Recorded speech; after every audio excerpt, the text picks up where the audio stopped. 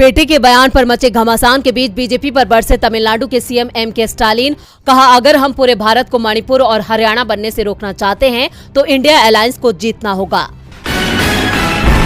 Supreme court में article 370 पर सुनवाई के दौरान याचिकाकर्ता से मांगा हलफनामा। मुख्य याचिकाकर्ता मोहम्मद अकबर लोन को भारत की संप्रभुता का सम्मान करने का देना होगा हलफनामा। भारतीय हॉकी टीम के पूर्व कप्तान प्रभु तिर्की कांग्रेस में हुए शामिल। अगले साल विधानसभा चुनाव लड़ने की जाहिर की इच्छा। तिर्की ने कहा, राहुल गांधी के काम से काफी प्रभावित। तेजी के साथ बंद हुआ शेयर बाजार। सेंसेक्स 240 अंकों की तेजी के साथ 65,628 के स्तर पर हुआ बंद। निफ्टी 93 अंकों की तेजी के साथ 19,528 के स्तर पर हुआ बंद। ये तो थी सुर्खियां और अब बात आज की सबसे बड़ी खबर की। संसद के विशेष सत्र से पहले कांग्रेस ने बीजेपी की घेराबंदी की तैयारी शुरू कर दी है। पार्टी अध्यक्ष मल्लिकार्जुन खड़गे से लेकर सोनिया गांधी तक सभी सक्रिय हैं। सोनिया गांधी ने दिल्ली में बैठक बुलाई तो पार्टी अध्यक्ष ने CWC की बैठक बुलाने का ऐलान कर दिया है। मोदी सरकार ने जैसे ही 18 और 22 सितंबर तक संसद का विशेष सत्र बुलाने का ऐलान किया, जिसके बाद मुख्य विपक्षी दल कांग्रेस एक्शन मोड में आ गई है।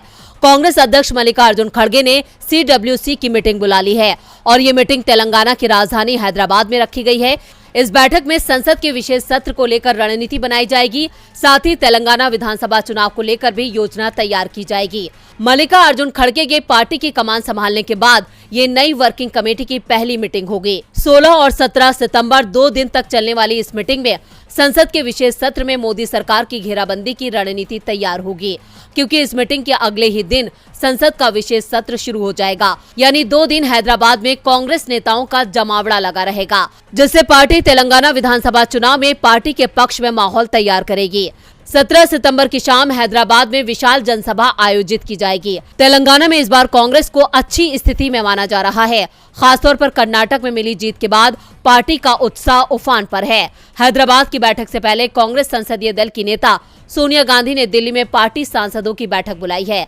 संसदीय दल की इस बैठक में विशेष सत्र को लेकर चर्चा होगी। इसके साथ ही इसी दिन मल्लिकार्जुन खड़गे ने इंडिया गठबंधन की बैठक बुलाई है। यानी मोदी सरकार की हर रणनीति की काट निकालने की तैयारी कांग्रेस पार्टी ने कर ली है। सोनिया गांधी की इस बैठक पर बीजेपी की नजरें भी टिकी हैं। नजरें तो फिलहाल महाराष्ट्र पर मोदी सरकार की हैं, जहां एक बार फिर सियासी संग्राम देखने को मिल रहा है। मराठा आरक्षण आंदोलन की चिंगारी पूरे राज्य में फैलती जा रही है, जिससे शिंदे सरकार मुश्किल में है। देखते हैं ये रिपोर्ट। मराठा आरक्षण आंदोलन से सत्ता पर काबिज शिंदे बीजेपी सरकार मुसीबत में है। इस आंदोलन से महाराष्ट्र की सियासत में भी घमासान मचा है। उद्धव ठाकरे के बाद संजय राउत ने भी प्रदर्शनकारियों पर हुए लाठीचार्ज का आरोप डिप्टी सीएम देवेंद्र फडणवीस पर लगाया है। उद्धव ठाकरे वाली शिवसेना के सांसद संजय राउत ने पूछा कि जालना जिले में मराठा आरक्षण की मांग कर रहे प्रदर्शनकारियों पर लाठीचार्ज करने का आदेश किसने दिया था। उन्होंने कहा कि पुलिस कभी भी आदेश बिना मिले लाठीचार्ज और गोली नहीं चलाएगी। ऐसे में सवाल उठता है कि शीर्ष अधिकारियों के आदेश के बिना मुख्यमंत्री और राज्य के गृह मंत्री के कार्यालय से किसने फोन किया था। उन्होंने कहा कि हम जानना चाहते हैं कि फोन कॉल पर यह आदेश किसने दिए। इसके बाद आज उप मुख्यमंत्री देवेंद्र फडणवीस ने प्रेस कॉन्फ्रेंस कर कहा कि जो कुछ हुआ वो बेहद ही दुर्भाग्यपूर्ण हुआ। इस दौरान पुलिस ने जो लाठीचार्ज किया उसका समर्थन ही नहीं किया जा सकता। उन्होंने कहा कि इस मामले में गहन जांच की जाएगी और जो भी दोषी है उसके खिलाफ सख्त से सख्त कार्रवाई की जाएगी। इधर मराठा आरक्षण को लेकर कैबिनेट उप समिति की बैठक हुई। मुख्यमंत्री कार्यालय ने बताया कि बैठक में सीएम और डिप्टी सीएम दोनों ही मौजूद रहे।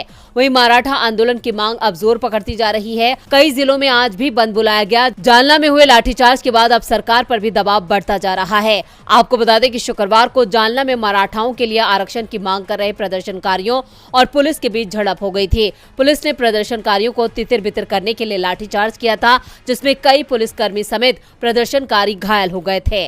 मराठा आरक्षण आंदोलन की आंच बीजेपी को बड़ा नुकसान पहुंचा सकती है। नुकसान तो मणिपुर की एन बीरेन सिंह को भी उठाना पड़ सकता है। मणिपुर सीएम एन बीरेन सिंह ने कहा है कि एडिटर्स गिल्ड्स ऑफ इंडिया के अध्यक्ष और 3 सदस्यों के खिलाफ एफआईआर दर्ज कराई है। गिल्ड पर राज्य में जातीय संघर्ष भड़काने का आरोप लगा है। तो क्या सच्चाई है इन आरोपों में? देखते हैं ये report. Editors guild of India की ओर से 2 सितंबर 2023 को एक रिपोर्ट पब्लिश की गई। रिपोर्ट में एडिटर्स गिल्ड ने कहा कि इस बात के साफ संकेत हैं कि जातीय टकराव में राज्य सरकार का व्यवहार एक तरफा था। रिपोर्ट के मणिपुर सरकार पर टिप्पणी करते हुए कहा गया कि सरकार को जातीय टकराव में किसी का भी पक्ष लेने से बचना चाहिए था, लेकिन वो अपना कर्तव्य निभाने में विफल रही। इस रिपोर्ट में ये भी कहा गया है कि म्यांमार में तख्ता पलट होने के बाद वहां से भागकर 4000 लोग मणिपुर आए थे। इनको लेकर सरकार ने सभी कुकी जनजातियों को अवैध प्रवासी बता दिया था। सरकार की नीतियों के चलते कुकी समुदाय नाराज था। रिपोर्ट में और भी कई मुद्दे उठाए गए हैं, लेकिन इस रिपोर्ट की कुछ तस्वीरों को लेकर एडिटर गिल्ड्स की ओर से 3 सितंबर को खेद जताया गया था, लेकिन अगले ही दिन मणिपुर सरकार ने एडिटर्स गिल्ड की रिपोर्ट को लेकर उस पर कार्रवाई कर दी।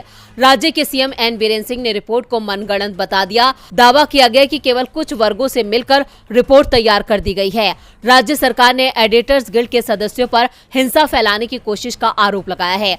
मीडिया रिपोर्ट्स के अनुसार एडिटर्स गिल्ड्स ऑफ इंडिया के सदस्यों के खिलाफ एफआईआर इम्फाल के सामाजिक कार्यकर्ता एन शरद सिंह की शिकायत पर दर्ज हुई है, जिसमें एडिटर्स गिल्ड्स ऑफ इंडिया के सदस्य सीमा गोहा, संजय कपूर और भारत भूषण के साथ एडिटर्स गिल्ड की अध्यक्ष सीमा मुस्तफा का नाम भी है।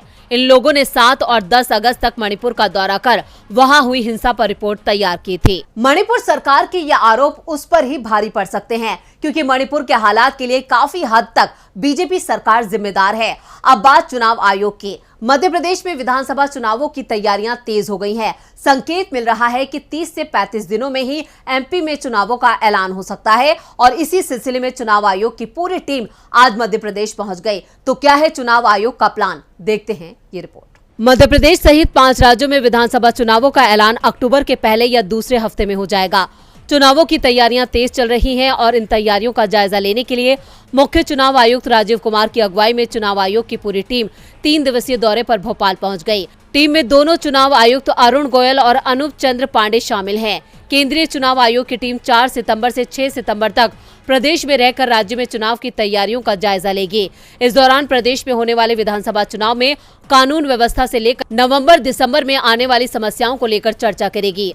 आयोग की टीम मंगलवार 5 सितंबर को भोपाल के मिंटो हॉल में पहली बैठक करेगी। इस दौरान जिलों में चुनाव की तैयारियां, कानून व्यवस्था, मतदाता सूची सहित अन्य विषयों को लेकर सभी कलेक्टर्स, भोपाल, इंदौर के पुलिस कमिश्नर्स और सभी जिलों के एसपी और आईजी के साथ चर्चा करेगी। दौरे के अंतिम दिन 6 सितंबर को मुख्य सचिव इकबाल सिंह बैस, डीजीपी सुधीर कुमार के अलावा अपर मुख्य सचिव गृह राजेश रजोरा और सामान्य प्रशासन के साथ बैठक होगी। 6 सितंबर को आयोग के अधिकारी कांग्रेस, बीजेपी सहित सभी मान्यता प्राप्त राजनीतिक दलों के साथ बैठक करेंगे। इस दौरान मतदाता सूची, मतदान केंद्र सहित तमाम मुद्दों पर सुझाव लिए जाएंगे। जो शिकायतें होंगी उन्हें दूर करने की कोशिश की जाएगी। इसके साथ ही वोटिंग लिस्ट पर भी आयोग की नजर रहेगी। 11 सितंबर को मतदाता सूची के पुनः निरीक्षण के लिए आवेदन लेने का काम हो रहा है। मतदाता सूची का अंतिम प्रकाशन 4 अक्टूबर को है, जिससे साफ है कि 4 अक्टूबर के बाद चुनाव आयोग कभी भी प्रदेश में आचार संहिता लगा सकता है, यानी चुनाव का ऐलान कर सकता है। चुनाव आयोग की मौजूदगी से साफ है कि अब एमपी में कभी भी चुनावी बिगुल बज सकता है। वहीं मध्य प्रदेश में विधानसभा चुनाव सिर पर हैं, लेकिन बीजेपी की मुसीबतें कम होने का नाम नहीं ले रही हैं। बीजेपी की फायर ब्रांड नेता और राज्य की पूर्व मुख्यमंत्री उमा भारती ने पार्टी के खिलाफ मोर्चा खोल दिया है। एक के बाद एक ट्वीट कर उमा भारती ने जन आशीर्वाद यात्रा में शामिल होने के लिए न्योता नहीं मिलने पर नाराजगी जाहिर की है। क्या है पूरी खबर, देखते हैं ये रिपोर्ट। बीजेपी नेता उमा भारती की नाराजगी इन चुनावों में पार्टी पर भारी पड़ने वाली है। उमा भारती ने ट्वीट करके लिखा है, मुझे जन आशीर्वाद यात्रा के लिए न्योता नहीं मिला। ये सच्चाई है कि ऐसा मैंने कहा है, लेकिन निमंत्रण मिलने या न मिलने से मैं कम ज्यादा नहीं हो जाती। हाँ, अगर अब मुझे निमंत्रण दिया गया तो मैं कहीं नहीं जाऊंगी। मैं 25 सितंबर के समापन समारोह में भी शामिल नहीं होंगी। पार्टी को इसका ध्यान रखना चाहिए था। उमा भारती ने बीजेपी में सिंधिया को मिलती तवज्जो और खुद को किनारे किए जाने के मामले पर कहा, अगर सिंधिया ने बीजेपी की सरकार 2020 में बनवाई तो मैंने भी 2003 में पार्टी की सरकार बनवाई थी। इसके बाद उमा भारती ने आज एक और ट्वीट किया, जिसमें उन्होंने लिखा है, शिवराज के प्रति मेरे मन में स्नेह की डोर अटूट और मजबूत है। शिवराज जहां भी मुझे चुनाव प्रचार के लिए बुलाएंगे, मैं उनकी बात मानकर प्रचार कर सकती हूं। जिसके खून पसीने से बीजेपी बनी है, मैं उन लोगों में से हूं। सोशल मीडिया पर वायरल हो रहे खत को लेकर भी उमा भारती ने दो टूक कहा। मैंने निश्चित रूप से केंद्र और राज्य के नेताओं से मध्य प्रदेश की सभी 230 विधानसभा सीटों के उम्मीदवारों पर विचार विमर्श किया है, लेकिन मुझे कोई लिस्ट बनाकर देने की जरूरत नहीं है। बीजेपी का हर उम्मीदवार मेरा है। दरअसल सोशल मीडिया पर दावा किया गया कि उमा भारती ने एमपी प्रदेश अध्यक्ष वीडी शर्मा को एक पत्र लिखा था, जिसमें उमा भारती ने अपने समर्थकों के लिए टिकट की डिमांड की थी। आपको बता दें कि उमा भारती ने एक कार्यक्रम को संबोधित करते हुए बीजेपी सरकार की व्यवस्थाओं पर निशाना साधा। उन्होंने कहा कि हम सब नेताओं को, विधायकों को, सांसदों, मंत्रियों, मुख्यमंत्री और सभी अधिकारियों को सरकारी अस्पताल में इलाज कराना चाहिए। साथ ही बच्चों को पढ़ने के लिए सरकारी स्कूल भेजना चाहिए, तभी इन व्यवस्थाओं में सुधार हो पाएगा। उमा भारती के इन तेवरों से साफ है कि चुनावों में बीजेपी को उनकी नाराजगी का बड़ा खामियाजा भुगतना पड़ सकता है। उमा भारती बीजेपी के साथ खेला कर सकती हैं। खेला तो कर्नाटक में बीजेपी के साथ होने वाला है। बीजेपी पूरे देश में कमजोर दिख रही है, खासतौर पर दक्षिण भारत में पार्टी कमजोर हो चुकी है। दक्षिण का एकमात्र राज्य जहां वो सत्ता में थी, वो भी 3 महीने पहले पार्टी के हाथ से फिसल चुका है। कर्नाटक में सत्ता गंवाने के बाद अब बीजेपी के लिए एक और बुरी खबर इंतजार कर रही है। देखते हैं ये रिपोर्ट। कर्नाटक में बीजेपी बड़ी फूट की ओर बढ़ती दिखाई दे रही है। पार्टी के अंदर पहले से ही पूर्व सीएम येदियुरप्पा और पार्टी के राष्ट्रीय महासचिव बीएल संतोष के बीच टकराव चल रहा है और इसका फायदा उठाने की रणनीति कांग्रेस ने तैयार कर ली है। बीजेपी के 1.5 से 2 दर्जन विधायक, पूर्व सांसद, पूर्व मंत्री और पूर्व विधायक कांग्रेस में जाने की तैयारी में है। कर्नाटक कांग्रेस नेताओं का दावा है कि इनके साथ अंतिम दौर की बातचीत चल रही है। जल्द ही बड़ा दल बदल देखने को मिलेगा। बीजेपी के साथ ही जेडीएस के भी 10 विधायक कांग्रेस में शामिल हो सकते हैं। बीजेपी में भगदड़ मचने के संकेत मिलने लगे हैं। हाल ही में बीजेपी नेता और पूर्व मंत्रियों बीएस पाटिल और राजू पाटिल ने राज्य के deputy CM DK Shivakumar से मुलाकात की। दोनों के बीच लंबी चर्चा हुई। बीजेपी नेता और पूर्व मंत्री एमपी रेणुकाचार्य ने मुख्यमंत्री सिद्धारमैया से मुलाकात की है और बीजेपी नेतृत्व पर जमकर निशाना साधा। बीजेपी हाईकमान ने पार्टी नेताओं को बचाने की कोशिश तेज कर दी है, लेकिन ये साफ दिख रहा है कि कांग्रेस के आगे बीजेपी हाईकमान कमजोर दिखाई दे रहा है। कांग्रेस नेता खुलकर दावा कर रहे हैं कि जो लोग पार्टी की विचारधारा को स्वीकार करेंगे, उन्हें ही कांग्रेस में आने दिया जाएगा। दरअसल कांग्रेस ने कर्नाटक में 28 में से 20 लोकसभा सीटों को जीतने का